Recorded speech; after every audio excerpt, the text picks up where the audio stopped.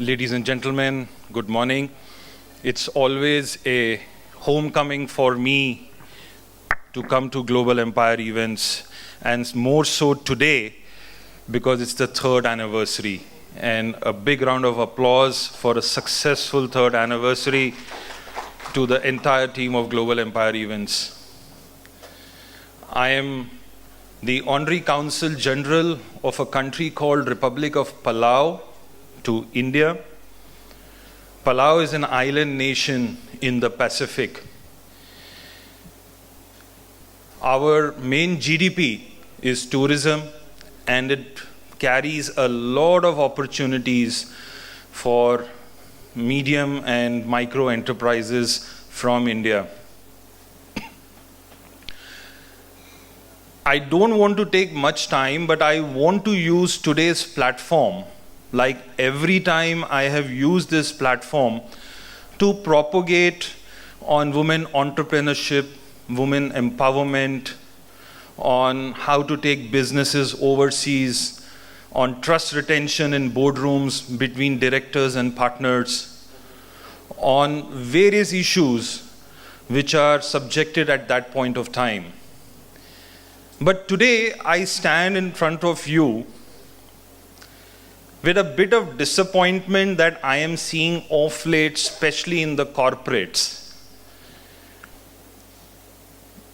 My main area of operations right now is to propagate inclusion, diversity, equity, inclusion, and to get more and more women in the workforce, not only across India, but overseas.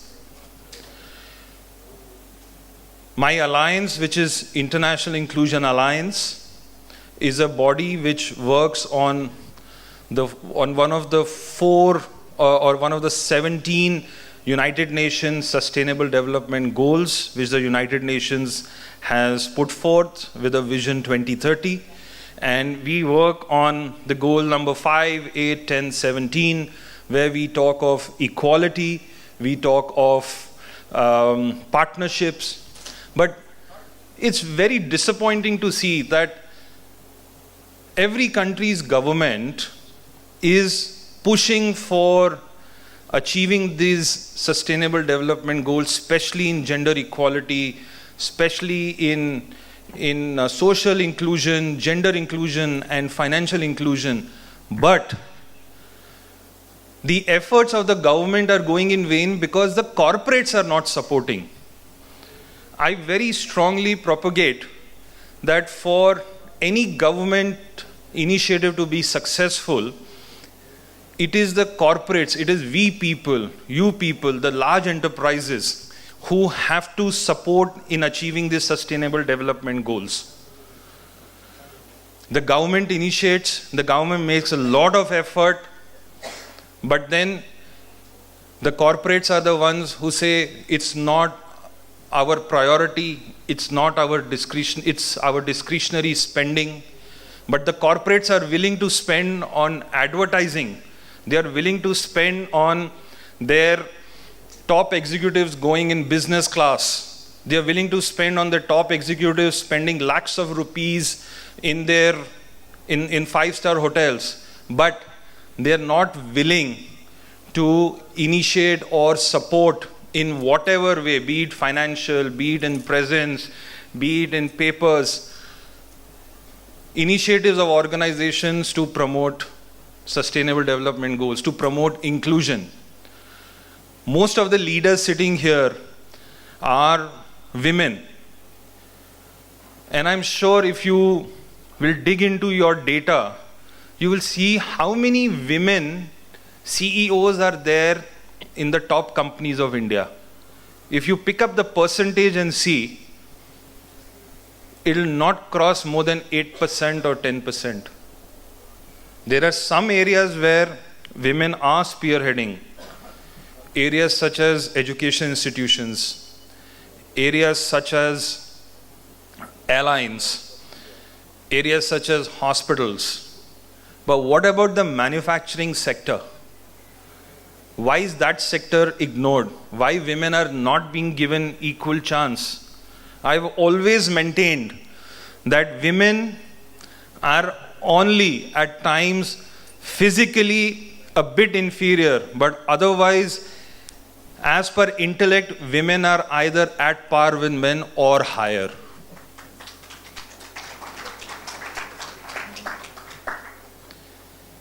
This is a major point of my disconnect with almost all large undertakings in India.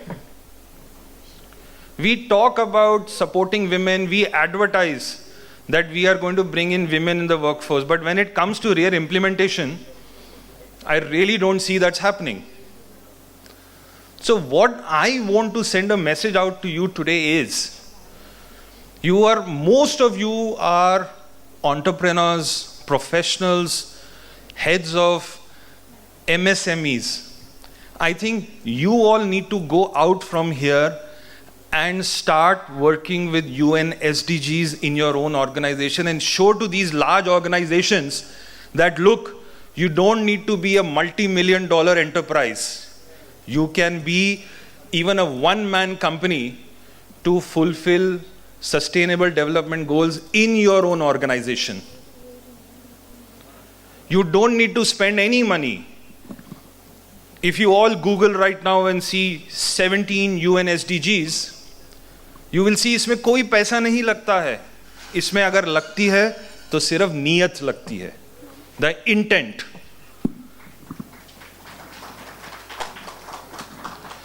अगर हम नियत कर लें, it will not only help our organization, it will not only help the society, but it will also help the vision of the government, the vision of Prime Minister Modi, where he has envisioned India to be the third largest economy of the world in the years to come.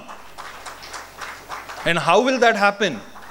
That will happen only if you, me, and so many others who are not sitting here, sitting in their corner offices, are able to understand that what doesn't matter is their CTC or is their annual package. It matters that what you are contributing to the society. The Bindra family doesn't need to do this. I see them struggling every 2, 3, 4 months, putting the event together, creating souvenirs, creating white papers. Why are they doing it? Why? Because it is for the society. पैसा कोई भी कमा लेता है, जैसे तैसे कमा लेता है. If somebody is paying money to go somewhere, हम 5 स्टार में तो जाते ही हैं, हम खाना तो खाते हैं, 10, 20, 30 हज़ार के बिल तो हम फैमिली के साथ ऐसे दे देते हैं. तो जब ऐसा एक कॉज आता है, why do we hesitate? Why do we say, oh, our organization doesn't have budgets? Oh, it is a discretionary spending, we don't have time for that. But at that moment, that company CEO or vice president will be flying from here to US or here to London in business class, spending 3 or 4 lakhs of rupees of ticket, but they don't have money to spend on inclusion, they don't have money to spend on taking initiatives or speaking about initiatives. Why this hypocrisy? Why? We are Indians, we are not fools. हमें पता है how to go forward. We are all well educated and experienced. So you must be thinking that why am I venting? I am not venting. I am only trying to put forth my recent thoughts, my recent views that I am seeing. That people and companies talk about inclusion, talk about equality, gender equality, talk about financial inclusion. Now, very interesting data. There is a report also, especially women entrepreneurs should go through it. And that is on financial inclusion. And one example is that when women or an organization headed by women, a small enterprise headed by women, faces a bigger challenge in getting financial funding compared to an organization which has more men. Do anyone agree or disagree with me on this? You agree that women face a challenge in getting financial support. You know why? Because apparently it is said that women are inconsistent. पता नहीं आज चल रहा है, कल को husband ने बोला कि क्यों कर रहे हो, मैं तो अच्छा काम कर रहा हूँ, business बंद कर दो, कर दिया. तो जो financial institution ने पैसा दिया उसका वो recovery कैसे होगा? So when this is the kind of mindset, how startups, how women entrepreneurs are going to succeed? That is why you see today the highest mortality rate in businesses is of startups. How many women-initiated startups are being successful? The reason is not only for women, but even generally for startups. The biggest issue that I see is 3 or 4 youngsters come with an idea, come with a technology, come with a concept. They go to an investor. Investor looks at it only from one point of view, कि मैंने कितना लगाया, मेरे को कितना आएगा. Gives them the money, but he doesn't understand कि if I'm giving you this money, where is it going? How are you going to spend it? What is the ROI going to be? What is the aspect of inclusion in it? What is the social impact of it? ये सब नहीं देखते. And then what happens? The team is so busy in technology or in the concept that they ignore areas like commercial, marketing, advertising, brand creation, and it fizzles out. I am not saying this. There's data available. Pick up any newspaper, just Google startup failures. It's not that startup failures are only in India, it's worldwide. So I'm not addressing an Indian issue. I'm addressing a world issue. We are here to discuss geopolitical, across country issues. Be it entrepreneurship, be it empowerment, can be any issue.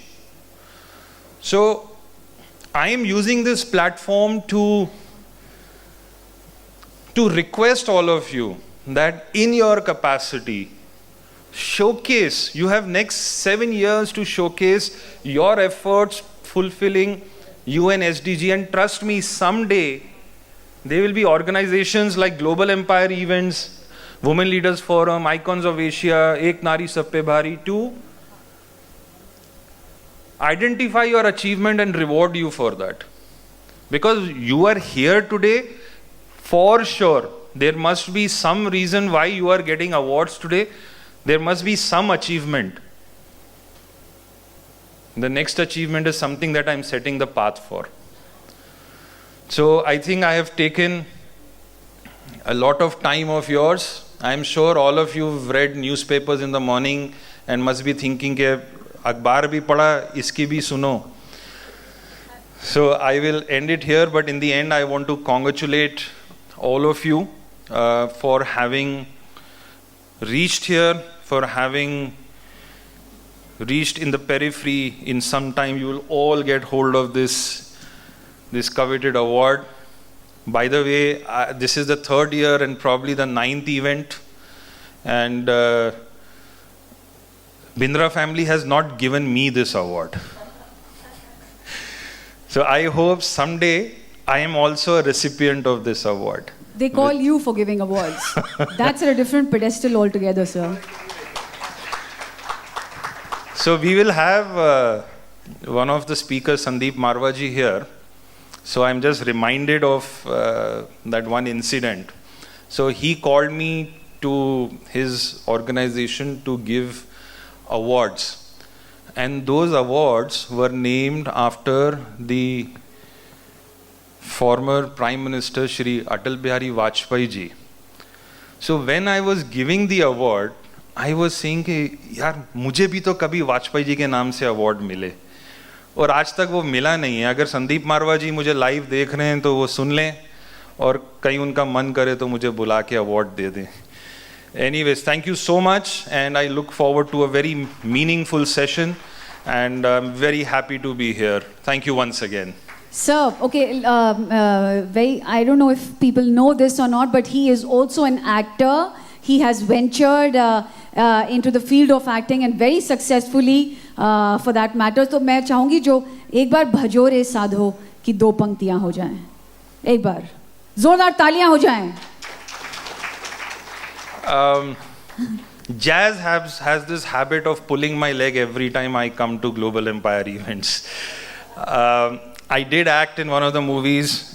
Whenever during lunchtime, if you have the time, you can extract the video and show it. Me singing those 2 lines will spoil your experience of the video, because we have Mir Mukhtar Ali ji, who's a very famous Sufi singer, and he sings with A.R. Rahman Khan Sahab, who has sung there. And also I am writing a book now on emotional leadership, because I'm sure you would have seen that when I speak very emotionally, because I speak my heart out. I don't speak from the mind. So once the book is released, I think if I am invited in the next event of Global Empire events, I will definitely want one release of the book to happen here too. Thank you so much. You all can see the video later. Thank you so much. Thank you so much, sir.